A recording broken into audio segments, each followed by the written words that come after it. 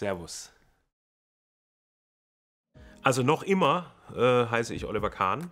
Ich habe hier mal ein paar Jahre gespielt, nämlich genau 14 Jahre.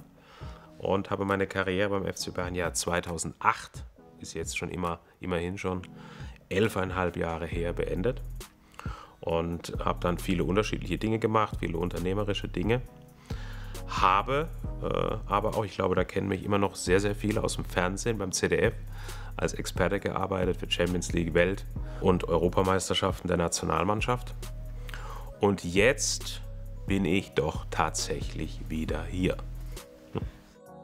Ich habe beim Karlsruher Sportclub begonnen, kleiner Verein, und bin dann, hat doch eine Weile gedauert, 2 oder 3 Jahre, die Nummer 1 geworden. Und wir hatten damals eine tolle Mannschaft beim KSC, die dann es geschafft hat, sich für den UEFA Cup zu qualifizieren. 1994 bin ich dann zum FC Bayern gekommen. Ja, und dann wurde es so langsam erfolgreicher, dann viele deutsche Meisterschaften mit dem FC Bayern München gewonnen. Der Höhepunkt natürlich für mich dann 2001, Champions League Finale gewonnen in Mailand gegen den FC Valencia. Und da waren so viele Highlights dabei. 14 Jahre bei München ist eine wahnsinnig lange Zeit, und die ich dann beendet habe 2008 im September mit dem Abschiedsspiel dann gegen die Nationalmannschaft.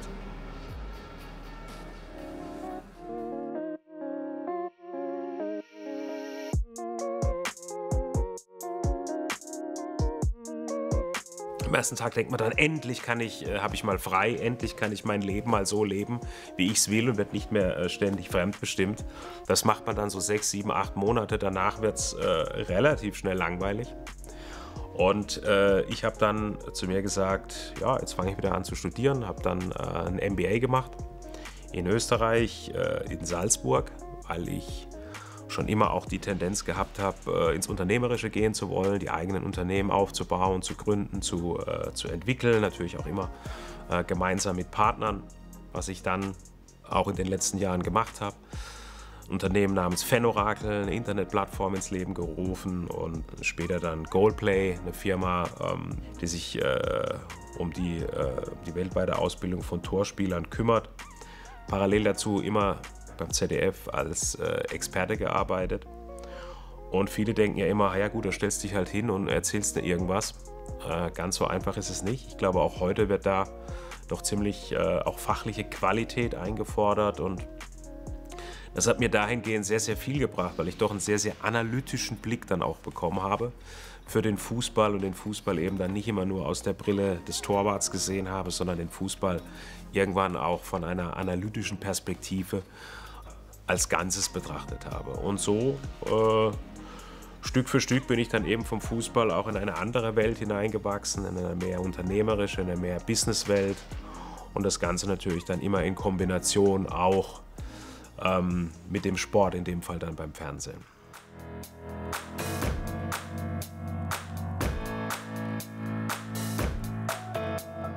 Was mich antreibt, ist eigentlich das Gefühl, was ich relativ schnell vermisst habe, als ich meine Karriere beendet habe, nämlich zusammen mit einem Team, zusammen mit einer Mannschaft Ziele sich zu setzen und diese Ziele dann auch zu erreichen. Und ich glaube, das ist etwas Großartiges, vor allem was man auf einem Weg dorthin eben alles so erlebt. Ich habe ja gerade das Beispiel genannt, Champions League Sieg 2001 mit Bayern München. Und vorher gab es diese fürchterliche Niederlage 1999. Und dieser Weg über diese Niederlage, dann ein Jahr später gegen Real Madrid ausgeschieden im Halbfinale und dann wieder ein Jahr später dieses Ding endlich gewonnen, zusammen mit einer Mannschaft. Das ist etwas, was ich sehr vermisst habe, und deswegen habe ich das dann eben auch so auf eine gewisse Art im Unternehmerischen wieder mir zurückgeholt, indem ich immer wieder Teams aufgebaut habe für die unterschiedlichsten Themen, um unterschiedlichste geschäftliche Aktivitäten eben zu machen, dort auch Ziele zu erreichen, und das ist etwas, was mich jetzt in den letzten Jahren dann doch sehr angetrieben hat.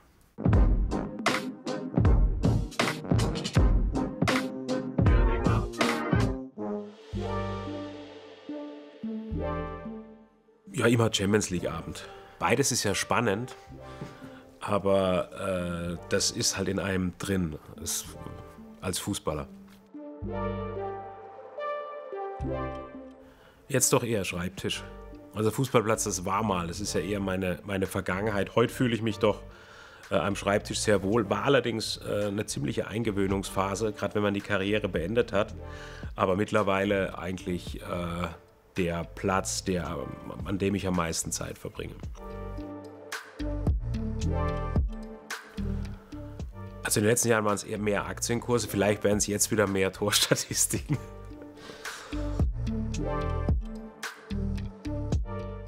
Hund habe ich schon sehr lange, ist allerdings auch schon 10 Jahre geworden. Schöner schwarzer Labrador. Blake. Wie wir auf den Namen gekommen sind, bleibt ewig ein Rätsel, aber er heißt halt so. Dass ich mir jetzt vorgenommen habe, ein Instrument zu spielen und habe jetzt erstmal erst zusammen mit meinem Sohn versucht am Klavier. Es will aber nicht wirklich jemand hören. Vielleicht würde mich mal interessieren, wie es sich so als Elon Musk lebt. Ich glaube, er ist ja schon ein ganz spezieller Typ. Großer Visionär, großer Unternehmer. Ähnlich auch wie Richard Branson. Und ja, wie die so denken und handeln, das mal einen Tag mitzubekommen. Ich glaube, da kann man einiges lernen.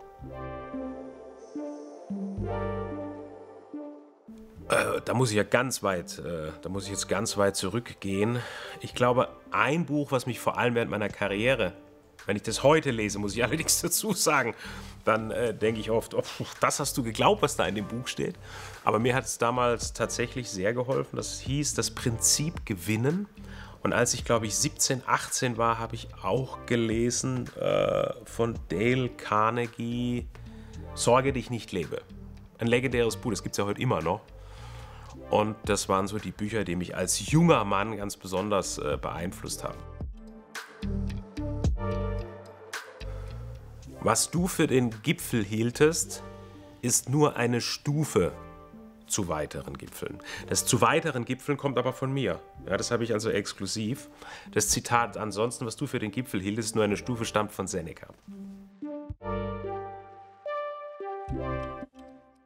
Versucht, wenn ihr erfolgreich sein wollt, euch die Frage zu stellen, was wollt ihr anders machen als die anderen? Und wo wollt ihr besser sein? Ein gutes Rezept, womit man relativ schnell erfolgreich sein kann, wenn man es verfolgt. Sehr zielorientiert. Schreckliches Wort, ne? Sehr strukturiert.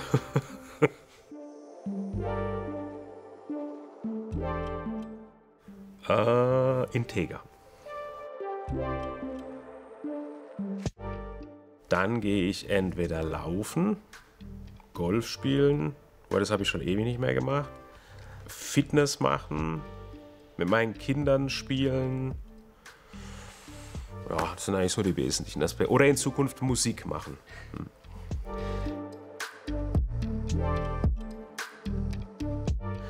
Ein absoluter Gänsehautmoment.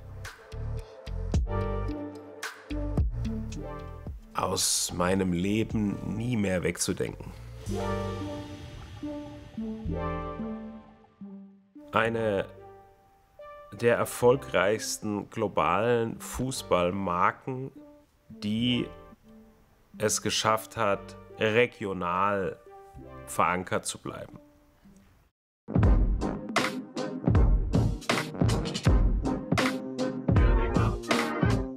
Servus.